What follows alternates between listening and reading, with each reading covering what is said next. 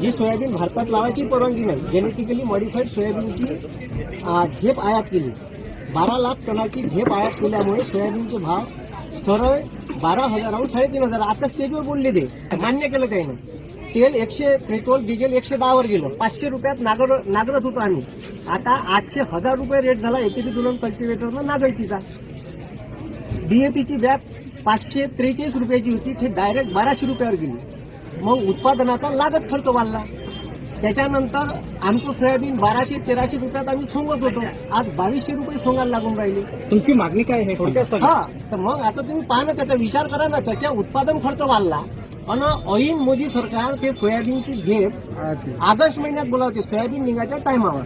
तर सोयाबीनचे रेट त्याच्याचमुळे पडले. यायला शेतकऱ्याला मोठं होऊ द्यायचं नाही आहे, कारण ह्या 500 रुपयाच्या बंफरवर येणार नाही, मटण खाली येणार नाही. हे यायचा मूळ मुद्दा आहे. शेतकऱ्याला काही मोठं पिकं करायचं नाही, हे सारे ढोंग आहे.